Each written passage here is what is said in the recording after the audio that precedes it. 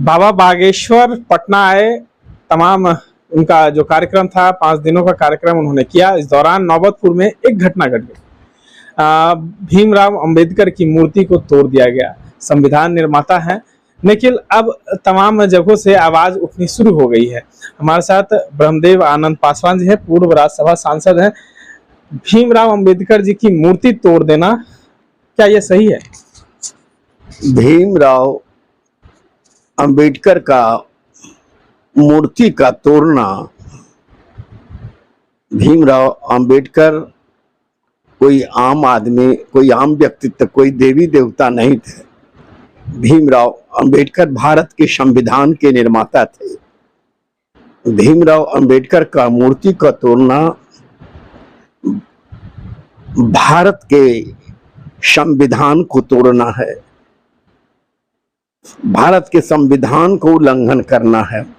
ऐसे समय में वहाँ के पुलिस प्रशासन, जिला प्रशासन बड़े तीक्ष्ण और पैनी दृष्टि से इसका निरीक्षण और जांच पड़ताल करना चाहिए और जो लोग दोषी हैं उनको देशद्रोही के मुकदमा में जेल में बंद कर देना चाहिए। क्योंकि एक बार अगर देशद्रोही के मुकदमा में कोई ऐसा घटना घटने पर अंबेडकर जैसे हस्ती शख्सियत जिनकी आवाम में काफी रुतबा है, मुअज्जम है, वो आवाम के नदीम और हमदम और हमराही और हम सफर है, एक कुशाग्र बुद्धि के प्रतीक थे, प्रखर थे, प्रबुद्ध थे और स्फटिक की तरह सच निसंदेह व्यक्तित्व थे। ऐसे व्यक्ति को, मूर्ति को तोड़ना भारत के संविधान को तोड़ना है। इसलिए ऐसे को एंटी सोशल एक्टिविटी तो है ही। भारत जैसे लोकतांत्रिक देश में जिसका आधार ही संविधान है, जिस संविधान के आधार पर भारत में हिंदू, मुस्लिम, सिख, ईसाई, बौद्ध, जैन सभी धर्मों के, सभी जाति के, सभी वर्ग के लोग इस संविधान में के दायरे में चल रहे हैं। इसीलिए देश टूट नहीं रहा है।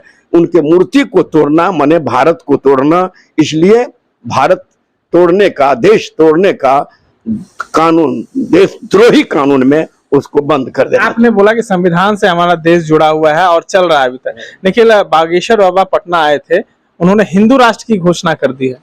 हिंदू राष्ट्र का मतलब वो संविधान से कोई लेना देना नहीं है।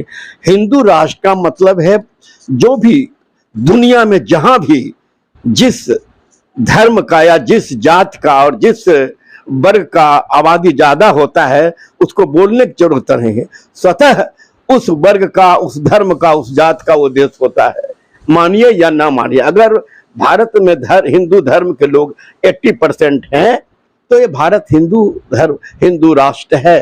इसको माने या ना माने, संविधान से कोई लेना देना नहीं। फिर ऐसा बात क्यों कह रहे हैं? उससे करने थे, उस क्या हो जाएगा? उनसे बोलना है, बोलने से तो कोई होता नहीं। धर्म एक रूहानी मार्ग है, आत्मिक चिंतन है, इबादत की चीज है, स्वयं शहंशाह की चीज है। धर्म कोई ऐसी ऐरू गैरू नथु खैरी चीज नहीं है कि धर्म पर है कोई बोल बोल दे। अच्छा, एक चीज और है ब्रह्मदेव जी, दलित समाज से बड़ी बड़े चेहरे निकल कर सामने आए हैं। चिराग पासवान ही एक बहुत बड़े चेहरे हैं, लेकिन उन्होंने अभी तक वहां पे गए, जहां पे भीमराव अंबेडकर की मूर्ति टूटी है वहां पर गए नहीं है। पशुपति कुमार पारस भी नहीं गए हैं। कई ऐसे बड़े चेहरे हैं जो अभी तक वहां पे नहीं गए, ना है उस पर संज्ञान लिया है। ये अपने अपने पार्टी के दायरे में बंधे हुए हैं। जानते हैं कि जिस वोट के आधार पर वो दलित के नेता नहीं है। ये अगर गलत आप बोल रहे हैं, अगर दलित के नेता होते तो पहले जाते।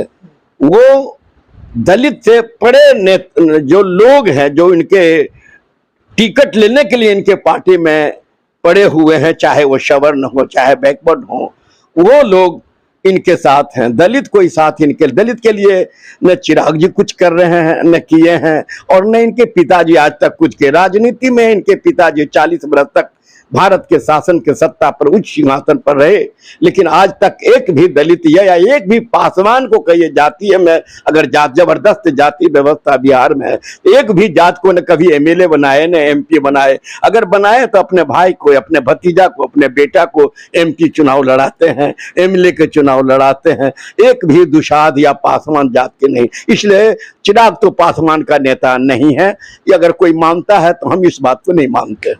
तो आपने सुना कि हमारे साथ ब्रह्मदेव आनंद जी पासवान थे, जिन्होंने नौबतपुर में जो घटना हुई है, जहां पर भीमराव अंबेडकर जी की मूर्ति टूटी है, इनसे ये काफी दुखद है और इनकी मांग है कि आप लगातार मांग भी कर रहे हैं कि उस पर कार्रवाई हो।